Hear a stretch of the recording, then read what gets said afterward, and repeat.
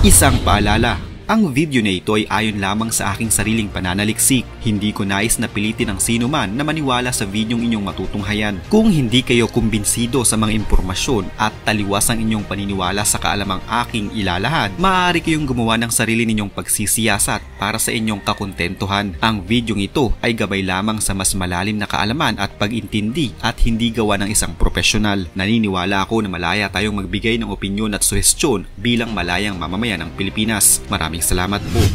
Ayon sa ilang analyst, hindi masasabing armed attack ang paggamit ng water cannon ng China sa barko ng Pilipinas, kaya hindi ito sapat na dahilan para ipatupad ang Mutual Defense Treaty ng bansa sa US. Hindi umano dapat gamitin ang dahas ng ating bansa upang matikman din ng China ang kanilang hinahanap.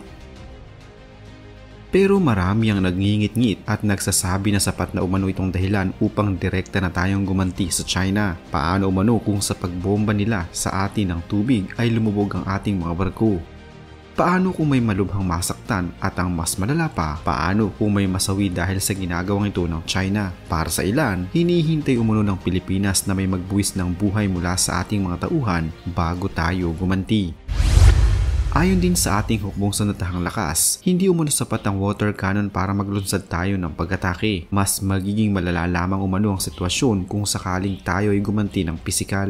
Mas mabisa pa rin umano na sundin natin kung ano ang nasasad sa International Tribunal. Pero ang China, walang balak na sundin ito. Hindi kagaya ng ibang mga bansa tulad ng Malaysia, hinuhuli nila at ikinukulong ang mga Chinese na may dalang kahina-hinalang barko sa kanilang teritoryo. Ang maaari na lamang siguro nating gawin ngayon ay mag-ipon ng mga ebidensya laban sa mga Chinese sa ginagawa nila sa ating teritoryo at sa ating mga mangisda. Subalit kung sakaling may masawi mula sa ating mga tauhan kahit pa sila ay mula sa Navy, Coast Guard, Civilian o kahit saang sangay ng ating hukbong sandatahang lakas, magiging hudyat ito ng mas mataas na level ng aksyon natin laban sa China. Ito ay ayon mismo kay Pangulong Ferdinand Marcos Jr. Red line ng maituturing at malapit na sa aksyon ng giyera kung sakaling masawi ang isang Pinoy mula man sa Navy o Coast Guard dahil sa ginagawang pag-water cannon ng China at pambubuli nito sa mga barko natin sa West Philippine Sea. Nangangailangan ito ng karampatang aksyon at mataas na level ng responde mula sa ating gobyerno. Ito ang naging sagot ni Pangulong Ferdinand Marcos Jr. nang siya ay tanungin tungkol sa issue sa South China Sea. Ang pahayag na ito ay mula sa kanyang keynote address sa pagbubukas ng 21st International Institute for Strategic Studies o IISS Shangri-La Dialogue sa bansang Singapore noong 31 ng Mayo. Patuloy pa rin kasi ang tila ginagawang pambubuli ng China sa West Philippine Sea. If Chinese Coast Guard water cannons killed a Filipino sailor, would that cross a red line? And then can you also give us a sense of what are the actions that would trigger a request from Manila to Washington to invoke the US-Philippines Mutual Defense Treaty? Thank you. If there was an incident that ended up killing a Filipino serviceman, be they a Coast Guard or in the military and part of the Navy, well, that would be that would certainly increase the level of response, and if by a willful act on a Filipino, not only serviceman, but even a Filipino citizen, if a Filipino citizen is killed by a willful act, that is, I think, very, very close to what we define as an act of war, and therefore we will respond accordingly. Sinabi pa ni PBBM na gagawin ng Pilipinas ang lahat upang maprotektahan ang soberanya ng bansa. Ito'y habang isinusulong ang 1987 United Nations Convention on the Law of the Sea o UNCLOS. As President, I have sworn to this solemn commitment from the very first day that I took office. I do not intend to yield. Filipinos do not yield. Ladies and gentlemen, we are not only unyielding in protecting our patrimony, our rights, and our dignity as a proud and as a free country. Muling iginit ng Pangulo ang pangako ng Pilipinas sa pagpapanatili sa kapayapaan at pagtugon sa mga issue sa pamamagitan ng pakikipag-usap at pakikipagdialogo at diplomasya. But despite all this, The Philippines remains committed to the cause of peace, upon which our constitutional order is premised. We are committed to addressing and managing difficult issues through dialogue and through diplomacy. Ayon sa kasunduang nilagdaan sa United Nations Convention on the Law of the Sea o UNCLOS noong taong 1982, ang bawat teritoryo sa katubigan ng bawat bansa ay may i-extend ng hanggang 12 nautical miles o 22 kilometers mula sa kanilang mga baybayin, pero pinahihintulutan ng mga foreign vessels na makadaan sa nabanggit na sukat.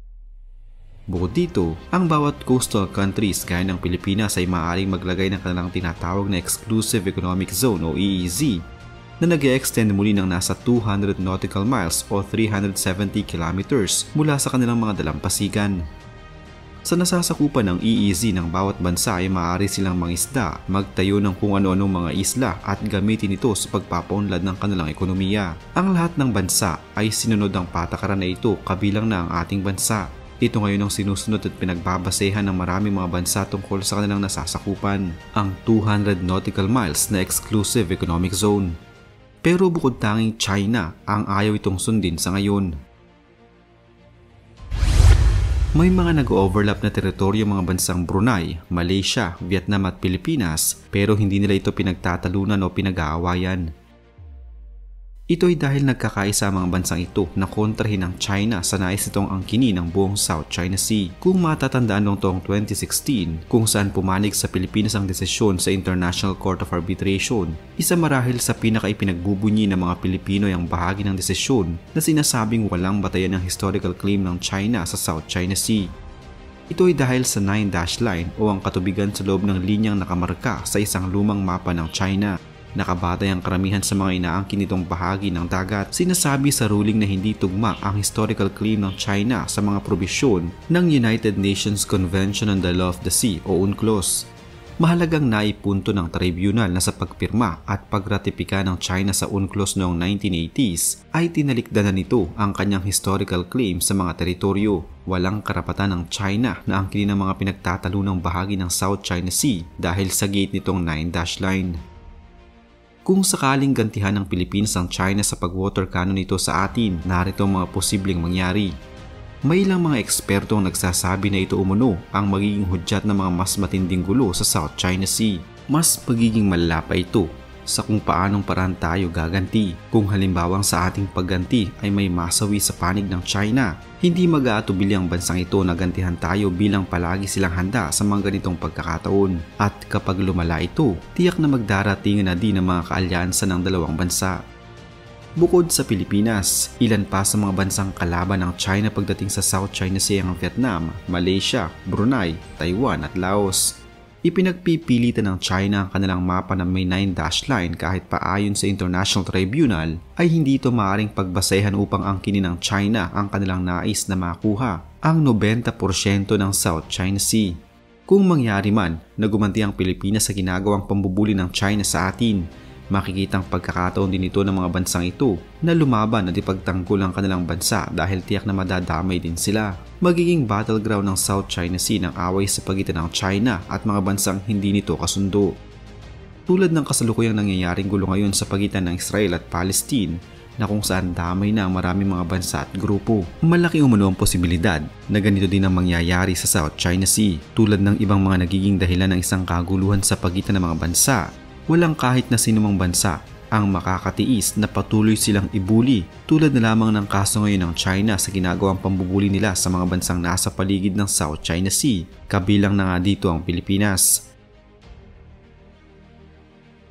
Kampante ang Pilipinas na maraming mga bansa ang sasaklolo sa atin, kabilang na dito ang Estados Unidos na kilalang pinakamalakas na bansa sa buong mundo. Sasaklolo sila dahil na din sa Mutual Defense Treaty sa pagitan nila at ng ating bansa. Bukod sa Pilipinas, ilan din sa mga bansa sa Southeast Asia ang tiyak na sasabay sa kaguluhan upang kahit paano'y makabawi din sila sa China.